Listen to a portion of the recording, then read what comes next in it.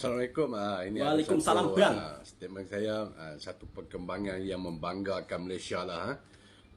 Sebelum ni kita tengok SMK dari negara seberang kata akan ambil Geely E5 ni sebagai SMK, tapi tup-tup Geely E5 masuk Malaysia atas usaha-sama kerjasama Proton dengan Geely yang sekian lama daripada 2017. Ia dibrandingkan sebagai jenama Proton. Okey, adalah ni content creator, nama dia misteri lah. Dia macam sikit tekilan lah, dia rasa kecil hati lah kan. Kenapa Malaysia, saya asyik Malaysia. Saya nak bagi tahu misteri ya. Macam anda kata, memang ini produk Geely ya. Tapi Malaysia ni mempunyai plan perniagaan yang matang dan mempunyai masa depan terang. Jadi kita ambil win-win situation. Jadi teknologi ni kita tak berhutang. Kita panggil Geely masuk dan sama-sama buat usaha sama. Saling kerjasama. Satu model. Jadi Geely pula dapat dia punya run, dia punya marketing plan dia, dan Malaysia dapat propose produk dia bersama Geely. Geely ni bukan dengan Proton saja, dia ada dengan Volvo, dia ada dengan Audi, dia ada dengan BMW. Geely ni dalam Proton dia ada 49% invest dia dalam Proton. Itulah, jadi Malaysia Proton ni banyak syarikat yang nak invest dengan dia.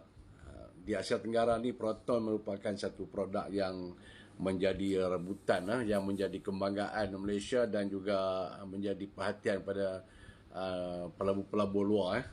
Sebab atas track record Proton yang baik selama ni, diterima oleh berpuluh-puluh negara. Jadi Geely sanggup melabur modal dalam Proton dan meletakkan dia sanggup meletakkan model-model dia menggunakan lambang Proton.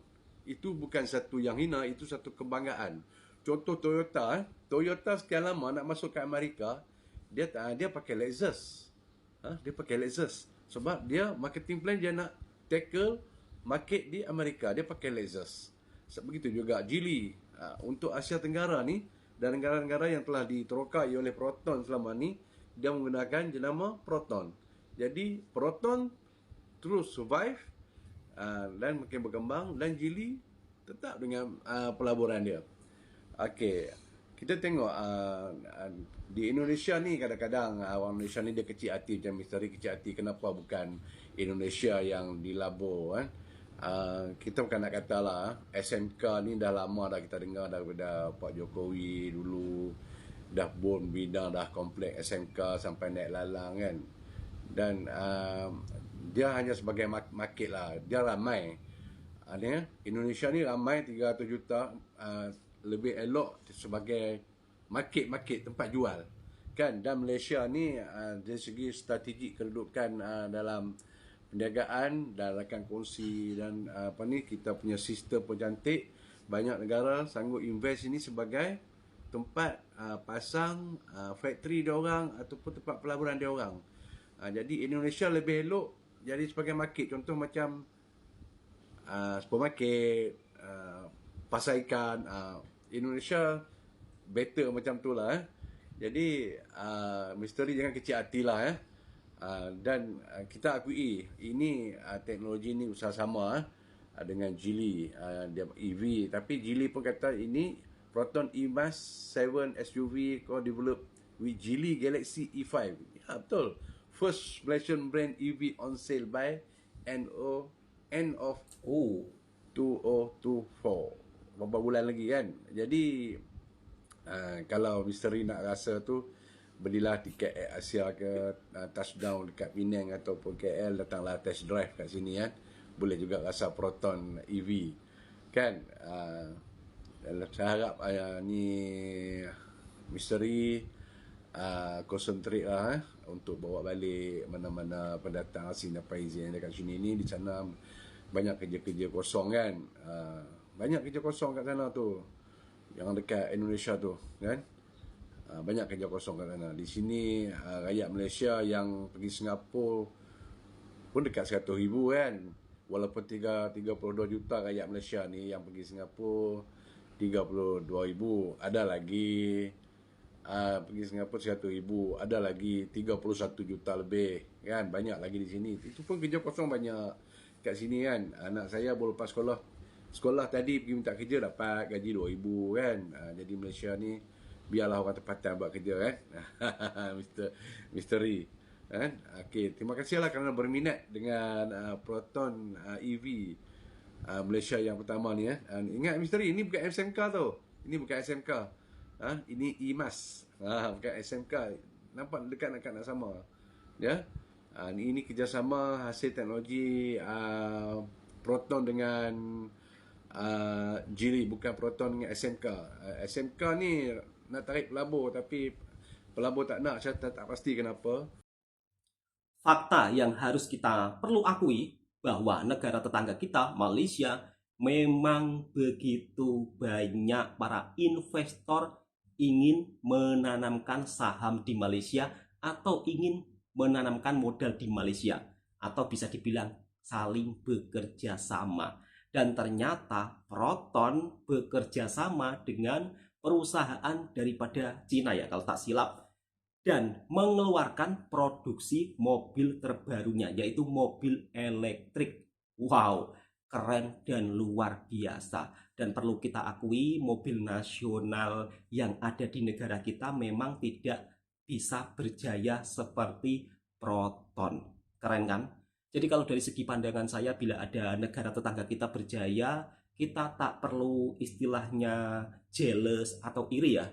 Jadi kita, kalau sebagai netizen yang bijak, kita harus mengambil pelajaran yang positifnya.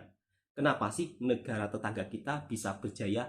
Lalu kenapa produksi mobil nasional yang ada di negara kita, yang katanya digadang-gadang sudah mendapat pesanan ribuan, bahkan mobil tersebut merupakan salah satu mobil nasional yang kiranya akan merajai pasar otomotif di Indonesia, tapi kenapa itu hanya sekedar cerita belaka dan ujung-ujungnya negara tetangga kita yang lebih duluan memproduksi mobil listrik. Wow, keren ya.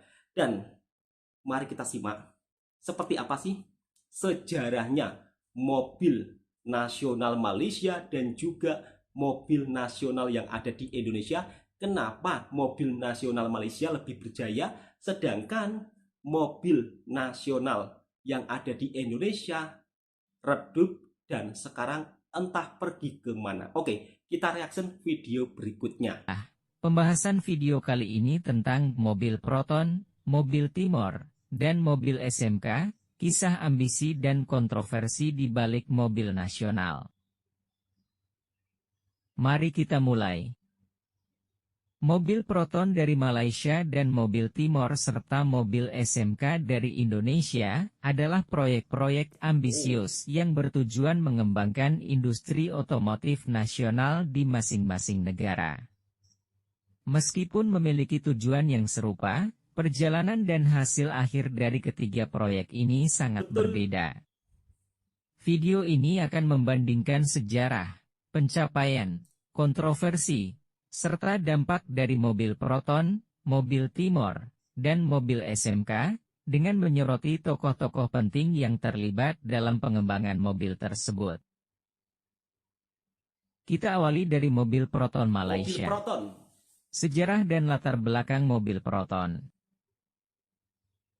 Mobil Proton didirikan pada tahun 1983, dengan peluncuran pertama pada tahun 1985.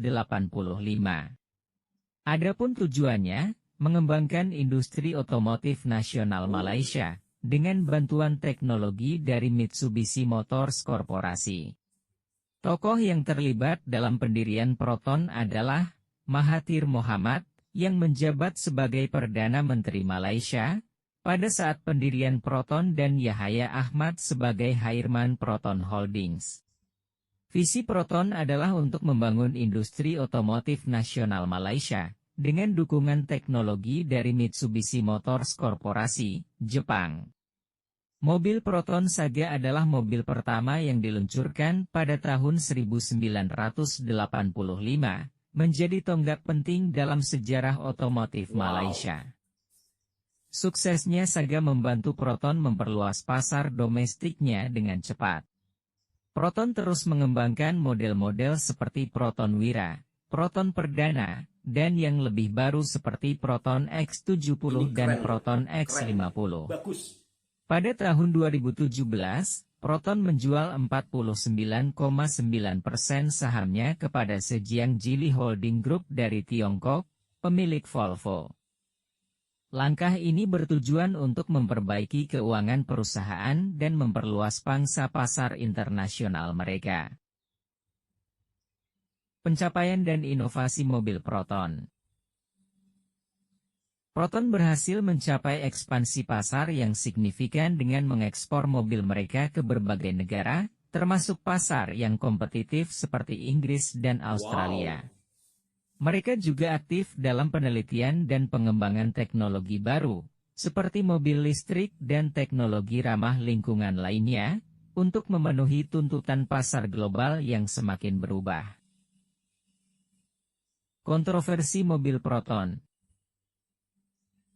Selain pencapaian dan inovasi Proton, namun Proton telah lama menghadapi kontroversi dan kritik atas masalah kualitas dan keandalan produk mereka, meskipun mereka telah melakukan upaya untuk memperbaiki ini. Penjualan saham besar-besaran kepada Zhejiang Geely Group pada tahun 2017 menimbulkan kontroversi di Malaysia, dengan kekhawatiran bahwa langkah ini dapat mengurangi kontrol lokal terhadap perusahaan. Selain itu, dukungan proteksionis dari pemerintah Malaysia telah dikritik karena dianggap menghambat kompetisi sehat di pasar otomotif domestik. Dampak ekonomi dan industri mobil Proton. Lalu apa dampak ekonomi dan industri Proton? Proton telah memberikan dampak positif yang signifikan terhadap industrialisasi dan peningkatan keterampilan teknologi di Malaysia. Wow. Namun, dukungan proteksionis dan kontroversi terkait dengan kerjasama internasional telah menimbulkan tantangan bagi perusahaan ini. Selanjutnya kita beralih ke Indonesia, yakni pada mobil Timor. Sejarah dan latar belakang mobil Timor. Mobil Timor didirikan awal tahun 1990-an. Di mana peluncuran pertamanya tahun 1996, adapun tujuan didirikannya mobil Timor adalah mengembangkan mobil nasional Indonesia dengan dukungan penuh dari pemerintah Indonesia dan basis teknologi dari Kia Motors, Korea Selatan. Adapun tokoh yang terlibat dalam pendirian mobil Timor yakni Tommy Soeharto, putra Presiden Soeharto sebagai pendiri PT Timor Putra Nasional. Peluncuran mobil Timor pertama adalah Timor S515 pada tahun 1996, diharapkan dapat memperkuat industri otomotif dalam negeri dan mengurangi ketergantungan pada impor mobil. Namun, meskipun mendapat sambutan awal yang positif dari masyarakat Indonesia, proyek Timor menghadapi berbagai tantangan. Kritik terhadap kualitas dan keandalan mobil serta kebijakan proteksionis yang memberikan insentif besar kepada PT Timor Putra Nasional, menimbulkan kontroversi. Pencapaian dan inovasi mobil Timor. Lalu apa pencapaian dan inovasi mobil Timor? Timor berhasil menciptakan mobil nasional pertama mereka, Timor S515, yang menggunakan basis teknologi dari Kia Sevia. Meskipun mendapat sambutan awal yang positif di pasar domestik, inovasi Timor terbatas pada adaptasi teknologi yang ada dari Kia Motors tanpa pengembangan signifikan dalam R&D, Research and Development, lokal. Kontroversi mobil Timor. Inilah kontroversi mobil Timor. Mobil Timor menghadapi kontroversi terkait dengan monopoli dan kebijakan proteksionis yang memberikan insentif besar kepada PT Timor Putra Nasional, yang dianggap merugikan produsen mobil lain di Indonesia. Kualitas dan keandalan mobil juga menjadi isu serius yang mempengaruhi reputasi mereka di pasar domestik.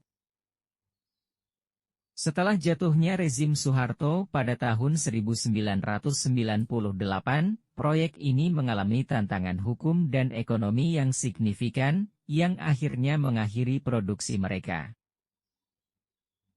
Dampak ekonomi dan industri mobil Timor. Apa ini dampaknya? Walaupun berhenti produksi, namun mobil Timor memberikan dampak ekonomi dan industri Timor, yang menjadi simbol kebanggaan nasional bagi Indonesia. Namun, masalah dengan kebijakan proteksionis dan kualitas produk telah menghambat kesuksesan jangka panjang mereka. Dan terakhir kita akan bahas tentang mobil SMK. SMK ini. Sejarah dan latar belakang mobil SMK. Mobil SMK didirikan pada akhir tahun 2000-an, di mana peluncuran pertamanya pada tahun 2012, mobil SMK Raja Wali. Tujuan didirikan mobil SMK seperti halnya mobil Timur, adalah mengembangkan mobil nasional di mana mobil SMK dirakit oleh siswa SMK di Indonesia, dengan dukungan dari Joko Widodo saat menjabat sebagai Wali Kota Solo. Tokoh terlibat dalam pendirian ini adalah Joko Widodo saat menjabat sebagai Wali Kota Solo, kemudian saat ini sebagai Presiden Indonesia yang akan segera mengakhiri jabatannya tahun 2024 ini, serta Sukiyat sebagai pengusaha lokal yang mendukung proyek SMK. Meskipun mendapat perhatian nasional dan diharapkan menjadi simbol kemandirian teknologi dan industri otomotif Indonesia, mobil SMK menghadapi berbagai tantangan. Masalah utama termasuk kualitas produk yang belum sepenuhnya memenuhi standar industri, kesulitan dalam mencapai produksi massal, serta kompleksitas regulasi dan persyaratan hukum yang mempengaruhi operasional perusahaan. Pencapaian dan inovasi mobil SMK. Mobil SMK berhasil menarik perhatian nasional dengan konsep mobil nasional yang dirakit oleh siswa SMK. Mereka telah meluncurkan beberapa model, termasuk SMK Raja Wali dan SMK Bima, pickup, meskipun produksi massal masih menjadi tantangan besar bagi mereka. Fokus utama SMK adalah pada produksi lokal dan keterlibatan pendidikan vokasi. Arti vokasi pendidikan vokasi atau pendidikan kejuruan adalah pendidikan tinggi yang menunjang pada penguasaan keahlian terapan tertentu, meliputi program pendidikan diploma yakni ahli pratama, ahli muda, ahli madya dan sarjana terapan, yang setara dengan program pendidikan akademik, sebagai bagian dari strategi pengembangan mereka. Kontroversi mobil SMK. Seperti halnya mobil Timor, mobil SMK pun tak luput dari kontroversi di mana seringkali dikritik sebagai alat pencitraan politik, terutama selama kampanye politik Joko Widodo. Mereka juga menghadapi tantangan serius terkait dengan kualitas produk mereka yang belum memenuhi harapan pasar dan kesulitan dalam mencapai produksi massal yang stabil. Regulasi dan persyaratan hukum yang ketat dalam industri otomotif juga menjadi hambatan utama bagi mereka. Dampak ekonomi dan industri mobil SMK. Meskipun ada kontroversi, namun mobil SMK telah berkontribusi dalam meningkatkan kesadaran akan pentingnya keterampilan vokasi dan potensi industri otomotif lokal di Indonesia. Namun, tantangan dalam produksi dan memenuhi standar industri otomotif menjadi hambatan bagi pertumbuhan mereka. Itulah penjabaran ketiga mobil di atas. Kita dapat menarik kesimpulan bahwa ketiga proyek mobil nasional, mobil Proton, mobil Timor, dan mobil SMK masing-masing memberikan pelajaran berharga tentang tantangan dan peluang dalam mengembangkan industri otomotif nasional. Mobil Proton dari Malaysia sukses dalam ekspansi internasional dan inovasi teknologi, meskipun menghadapi kritik terkait kualitas produk dan kontroversi seputar proteksi pemerintah. Mobil Timor dari Indonesia, meskipun singkat, berhasil menjadi simbol kebanggaan nasional tetapi terhenti karena masalah hukum dan ekonomi pasca jatuhnya Soeharto. Mobil SMK dari Indonesia, meskipun memiliki visi kuat dalam mengembangkan mobil nasional dengan keterlibatan pendidikan vokasi, menghadapi tantangan besar dalam hal produksi dan memenuhi standar industri. Dengan memahami perjalanan dan tantangan ketiga proyek ini, diharapkan upaya-upaya untuk mengembangkan mobil nasional di masa depan dapat menjadi lebih efektif dan berkelanjutan. Pengalaman dari mobil Proton, mobil Timor, dan mobil SMK memberikan wawasan yang berharga tentang pentingnya manajemen yang baik, dukungan pemerintah yang seimbang, inovasi teknologi, dan pemahaman yang mendalam akan pasar global dalam menghadapi persaingan global yang semakin ketat dalam industri otomotif. Demikianlah pembahasan mengenai mobil Proton, mobil Timor, dan mobil SMK, kisah ambisi dan kontroversi di balik mobil nasional. Dan itulah sekilas cerita mobil nasional dari dua negara, Proton dan juga SMK. Tapi kalau untuk SMK sampai saat ini nggak tahu ya kabarnya gimana. Sedangkan Proton lebih berjaya dan lebih mengeluarkan produk terbarunya. Harapan saya sebagai masyarakat Indonesia, mudah-mudahan mobil SMK Indonesia juga bisa mengikuti jejak negara tetangga kita, yaitu Malaysia, dengan produksi mobil nasionalnya Proton yang selalu berinovasi mengeluarkan produk-produk terbarunya demi untuk memuaskan para pelanggannya atau para peminatnya. Kalau saya lihat di Malaysia, Proton itu juga begitu sangat dicintai oleh masyarakat Malaysia ya. Bahkan mobil Proton yang saya lihat di jalan raya itu juga inovasinya sangat bagus.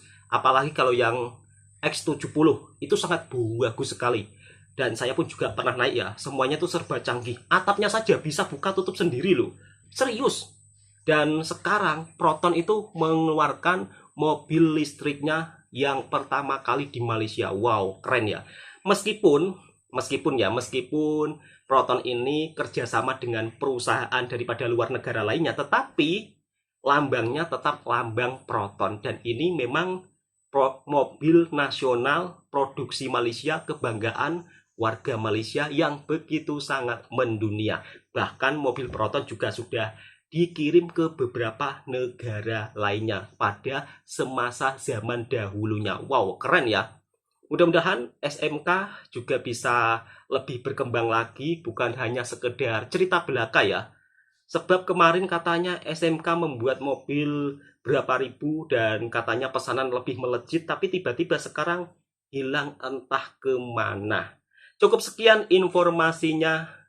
Negara tetangga kita produksi mobil nasionalnya memang lebih berjaya dan perlu kita akui. Dan kita sebagai netizen tak perlu istilahnya saling mengejek satu sama lain ya. Apabila ada negara tetangga kita yang berjaya, kita patut belajar siapa yang berjaya dan hal yang positif wajib kita contohi. Assalamualaikum warahmatullahi wabarakatuh.